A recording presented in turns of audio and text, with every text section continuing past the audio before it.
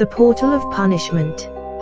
Elvyra, the sorceress of the shadowed ruins, was a figure of terror, a witch whose power was feared across the lands. Cloaked in darkness, her face hidden beneath a hood, she ruled the ancient citadel with ruthless efficiency. The glowing portal behind her, a swirling vortex of blue light, was not just a gateway, it was a trap, a prison for the souls of the wicked, where they would remain in torment for eternity. For centuries, Elvyra had served as the executioner and jailer of those who had wronged others. The portal was a lure for the sinful murderers, betrayers, and thieves, drawing them in with the promise of redemption, only to ensnare them in a never-ending nightmare. But despite her fearsome reputation, Elvyra herself was not immune to the stirrings of the heart, though she had long buried those feelings deep within her.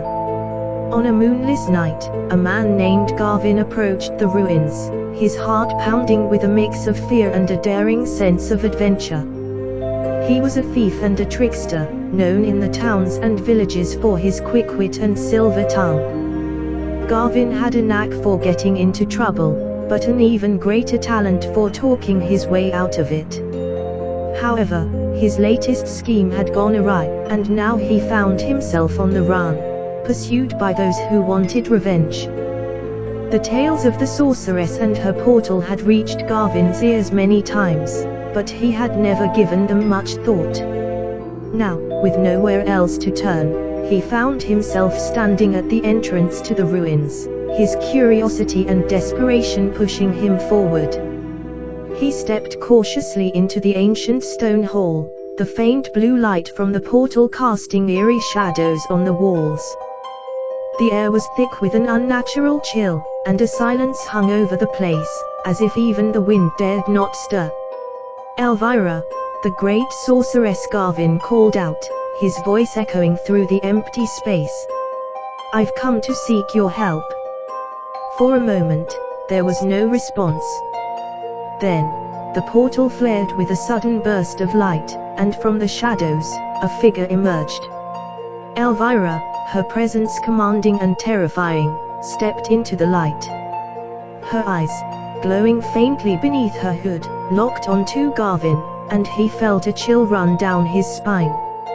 "You seek me, Garvin of Mirewood." Her voice was cold, carrying an authority that made Garvin's heart skip a beat. Garvin forced a charming smile, the kind that had gotten him out of many tight spots before.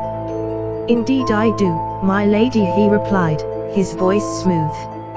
"I've heard of your great power, and I must say, it's even more impressive in person." Elvyra's lips curled into a small, humorless smile. "Flattery will not save you, thief," she said, her tone icy. "You come here seeking to escape justice, but know this, there is no escape from me." Garvin's smile faltered slightly, but he quickly recovered. "I'm not looking to escape," he said, his voice softening as he adopted a more sincere tone. "I'm looking for a chance to make things right. I've done things I'm not proud of, it's true. But I've never hurt anyone who didn't deserve it. I'm just trying to survive." Elvyra narrowed her eyes, studying him closely. She had heard countless pleas for mercy, but there was something different about this man. He was not groveling in fear or trembling with guilt. Instead, he stood tall, his gaze unwavering as he met her eyes. There was a spark of something in him, charisma, confidence, perhaps even a hint of goodness buried beneath the layers of trickery. "You are a thief and a liar," Elvyra said, her voice still cold but now tinged with curiosity. "Why should I believe anything you say?" Garvin shrugged, a playful glint in his eye. "Perhaps because, for once, I'm telling the truth," he said, his voice sincere. "I've done bad things, yes. But I'm not a monster. I've never killed anyone, never destroyed lives for the fun of it. I'm just a man trying to get by in a world that isn't always kind." Elvyra tilted her head slightly, intrigued despite herself. "And what do you seek from me?" she asked. "Redemption. Forgiveness." Garvin smiled, a touch of sadness in his expression. "I don't expect forgiveness. I'm not even sure I deserve it. But maybe there's a way I can atone. Maybe I can use what little good is left in me to help others." Elvyra was silent for a long moment, her eyes searching his face. She had lived for centuries, long enough to know when someone was lying, but Garvin's words, though clearly crafted to charm, seemed to hold a kernel of truth. His heart, though tarnished, was not wholly blackened. And there was something about him that stirred feelings within her that she had long thought dead. "You wish to make amends," Elvyra said slowly, her voice softening. "But you know the path you've chosen leads only to darkness.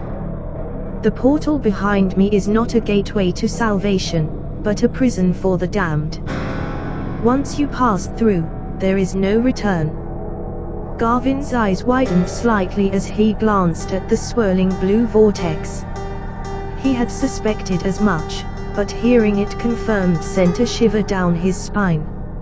Still, he forced a brave smile. "I suppose there are worse places to be imprisoned," he said lightly, his eyes meeting hers again. "And worse people to be imprisoned with." Elvyra couldn't help but smile at his audacity, a rare flicker of warmth breaking through her cold exterior. "You are a foolish man," she said, but there was no malice in her words. "Yet, I find myself drawn to your foolishness." Garvin took a tentative step closer, sensing a shift in her demeanor. "And I find myself drawn to you," he said, his voice low and earnest. "You're not the monster the stories make you out to be. You're strong, yes, and you've done terrible things, but there's more to you than that. I can see it in your eyes." Elvyra's heart, long hardened by centuries of darkness, began to stir. Garvin's words, his presence, his unwavering gaze, all of it was breaking down the walls she had so carefully built around herself.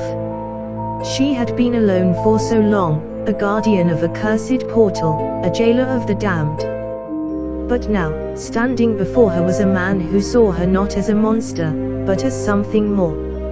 She reached out, her hand trembling slightly, and placed it on Garvin's cheek.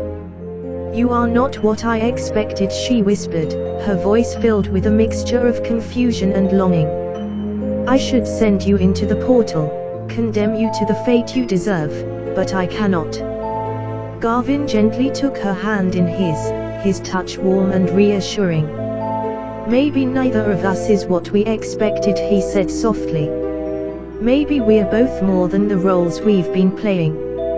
Elvyra's eyes glistened with unshed tears, emotions she had not felt in centuries overwhelming her. "If you stay with me," she said, her voice barely above a whisper, "we will be bound together, our souls trapped in this place forever. There will be no escape, no freedom, only each other." Garvin smiled, a genuine, heartfelt smile. "Then let it be so," he said.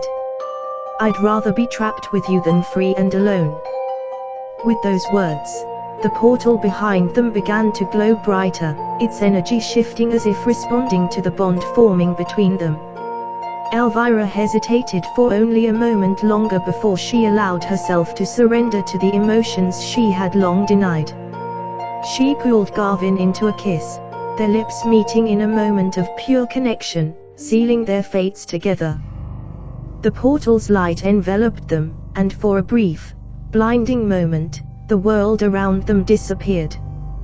When the light faded, the ruins were still, the portal now dormant, its power sated.